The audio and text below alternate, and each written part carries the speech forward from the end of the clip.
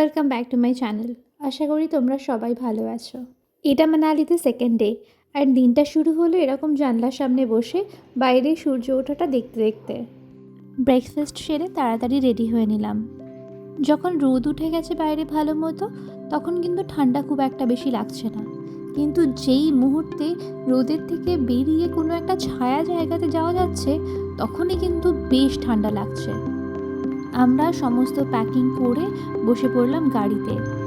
আজকের গন্তব্য দুটো জায়গা, সিসু ওয়াটারফল অ্যান্ড বার্লাচালা। যেতে যেতে রাস্তার দুই পাশে উঠে থাকা পাহাড়গুলো মনে হয় আকাশে গোপন প্রেমপত্র লিখছে, আর আমরা সেই লেখা পড়ে পড়ে এগিয়ে যাচ্ছি দ্রুত ধাপে। রাস্তা কখনো সরু নদীর বাঁক নেয়, আবার কখনো খাড়া উঠে যায়। রোদ আর মেঘের দ্রুত পালা বদলে পাহাড়ের গায়ে তৈরি হয় ছোট ছোট স্বপ্নের ছায়া। প্রতিটি মোড়ে মনে হয় নতুন এক হৃদস্পন্দন, প্রতিটি ঢালে ছুটে আসে অজানা উত্তেজনা। আমরা এসে পৌঁছালাম অটল টানেলের কাছে এবং এখানে দাঁড়িয়ে কিছুক্ষণ অনেক ছবি তুললাম। আমি বারবার পাহাড়ে চলে আসি, আর আমি যখন লাস্ট হিমাচল প্রদেশ এসেছিলাম তখন আমার মাত্র 14 বছর বয়স ছিল। রোদটা কিন্তু খুব বেশি ছিল, আমি একেবারেই চোখ মেলতে পারছিলাম না। আমি কোনো সানগ্লাস আনিনি, তাই অভিষেক এখানে একজনের থেকে সানগ্লাস কিনছে। নর্মালি আমি সানগ্লাস পরি না, কারণ আমার মনে হয় আমি সানগ্লাস পরলে দেখতে পাই না। এটা হলো আমার নতুন সানগ্লাস। কেমন লাগছে বলো তো? টানেলের ভিতরেই অবিরাম দৌড়ে সময় যেন আলাদা তাল নেয়। প্রতিটি পথের মিটার মনে হয় আমার নাম ধরে ডাকে, আর দূরে দেখতে পাওয়া ক্ষীণ আলোর দাগ ইঙ্গিত দেয় নতুন এক দৃশ্যের জন্মের। অটল টানেল পেরোনোর সঙ্গে সঙ্গেই মনে হয় যেন আরও এক জগতে এসে পড়েছি। আলো চোখে পড়তেই পাহাড়গুলো আবার হাসে, আর এই দ্রুতগামী রোম্যান্টিক যাত্রা আমাকে আরও একবার প্রেমে ফেলে দেয় পথের সাথে।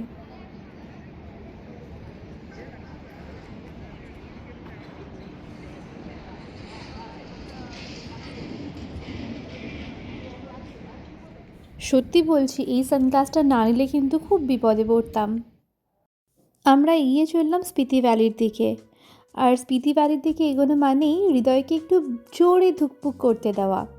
রাস্তা এখন আর শুধু পথ নেই, এখন এক লাফানো হৃদস্পন্দন, যা আমাদেরকে দ্রুতগতির রোম্যান্সে টেনে নেয়। পাহাড়, বাতাস, ধুলো, জল সব মিলিয়ে এই যাত্রা যেন এক দৌড়ানো কবিতা, যা থামতে জানে না, শুধু এগিয়ে যায় আমাদের সাথে। সিসু ওয়াটারফল দেখতে হলে নদীর ওপারে যেতে হবে, আর ওপারে যাওয়ার একটাই উপায় হলো জিপ লাইনিং। দেখো দেখো, ওই লোকটি যেরকমভাবে যাচ্ছে ঠিক সেরকমভাবে। আমার কিন্তু প্রচণ্ড টেনশন হচ্ছিল। অভিষেক গেল টিকিট কাটতে জিপ লাইনিংয়ের, কিন্তু স্যাডলি জিপ লাইনিংয়ের কোনো ভিডিও কিন্তু তোলা হয়নি। কী করে তোলা হবে বলো? আমি দড়িটা ধরবো নাকি ক্যামেরা? যাই হোক, অনেক টেনশন আর ড্রামার পরে আমরা দুজনেই অন্য পাড়ে চলে এসেছি, এবং এখান থেকে শুধুমাত্র 1 কিলোমিটার হাঁটলেই সিসু ওয়াটারফল আমরা পৌঁছে যাব। যেখানে আমরা ক্রস করলাম সেখান থেকে কিন্তু ওয়াটারফলটা দেখাই যাচ্ছিল। দেখে মনে হচ্ছিল আরে একটুখানি তো হাঁটতে হবে, কিন্তু আসলে না, একটুখানি নয়, এটা অনেকটা রাস্তা। একটুখানি আপহিল রয়েছে, কিন্তু প্রচণ্ড রোদ, তাই বারবার জল পিপাসা পাচ্ছে। তো তোমরা যারা সিসু ওয়াটারফল দেখতে যাবে, আমি বলবো যে সাথে করে একটা জলের বোতল ক্যারি করো, নইলে কিন্তু খুবই ডিফিকাল্ট হয়ে যায়। কিন্তু যতই রোদ থাকুক আর যাই থাকুক, এই সামনের যে সিনারিটা সেটা কিন্তু অসাধারণ। বেশ কিছুক্ষণ হাঁটার পরে আমরা পৌঁছে গেলাম ওয়াটারফলের কাছাকাছি। এখানে দেখো সাইডে আলু চাষ হয়েছে, আর এই আলুগুলো এখন বস্তার ভিতরে ভরে রাখা হয়েছে। আর একটুখানি, I do not know how to describe it, but I could literally taste the water melted out of ice in the air. দূর থেকে এই ঝর্ণাটাকে দেখে মনে হচ্ছে যে এটা আকাশ থেকে ঝুলে থাকা একটা রূপোলি পর্দা, যেটা হাওয়া লাগলেই একটু একটু কেঁপে উঠবে।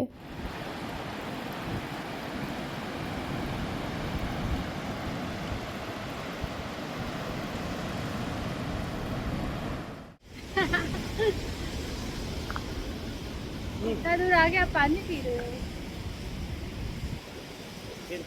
ওয়াটারফল দেখার পরে আমরা আবার জিপলাইন করে অন্য পাশে চলে আসি, আর এখানে দেখলাম যে এখানে গাছের মধ্যে কেউ একটা রঙের খাতা উল্টে দিয়েছে। এই গাছগুলি লম্বা, শান্ত আর পাতার রং একদম সোনালি। আমরা আবার গাড়িতে উঠে বসি আর এই পাহাড়ের চেঞ্জিং কন্ডিশন দেখতে দেখতে পৌঁছে যাই। যত উপরে যাচ্ছি পাহাড়ে গাছপালার পরিমাণ তত কমছে। এর পরবর্তী গন্তব্য হলো দীপকতাল। দীপকতাল পৌঁছানো মানেই যেন এক ঝলকে নীরব স্বর্গ খুলে যাওয়া। চারিদিকে পাহাড়গুলো দাঁড়িয়ে আছে যেন প্রাচীন প্রহরীর মতো, কিন্তু তাদের কঠোর গায়ে জলে ভেসে আছে কোমল এক ঝিলিক। হালকা হাওয়া যখন লেকের সারফেসটা ছুঁয়ে যাচ্ছে তখন যেন জলটা এমনভাবে দোল খাচ্ছে যেন কেউ শান্ত স্বরে মৃদু সুর তুলেছে মনে হচ্ছে। যতটা নীল ক্যামেরাতে দেখতে লাগছে তার থেকেও কিন্তু বেশি নীল যদি তুমি নিজের চোখে দেখো এটা।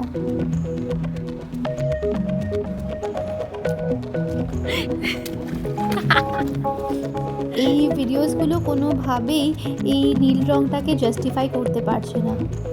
আমি প্রচণ্ড ইমোশনাল ফিল করি যখনই আমি এরকম নেচারের এত কাছে আসি। ফাইন নেবে।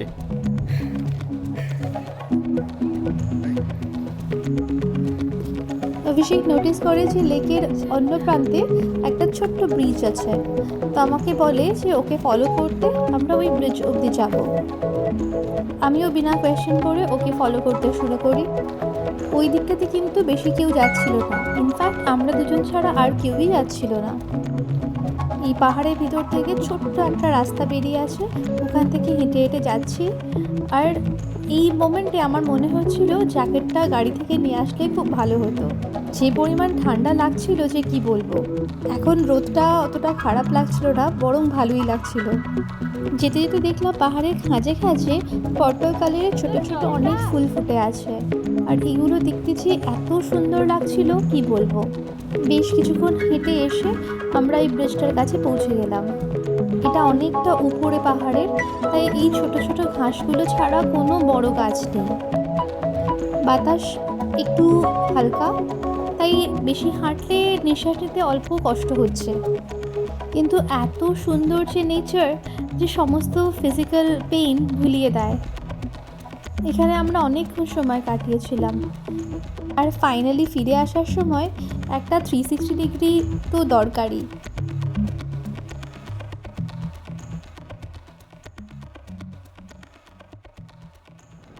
দীপকতাল দেখে আমরা আবার গাড়িতে উঠে বসি।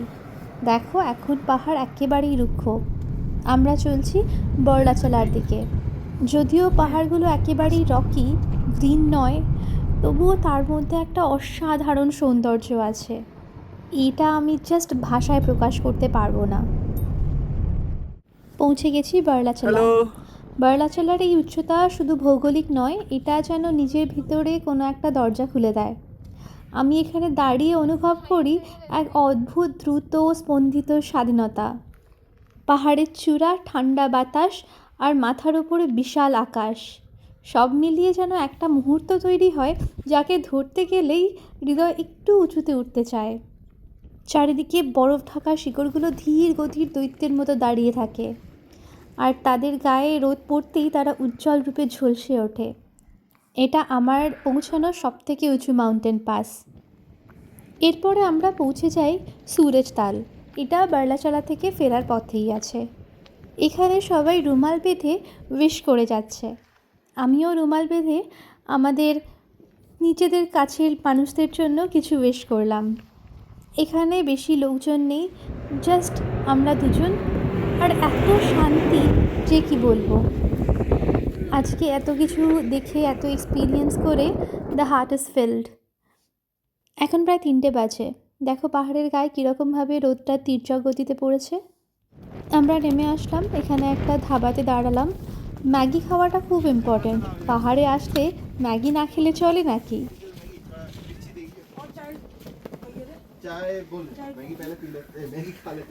ম্যাগি পিলোগে?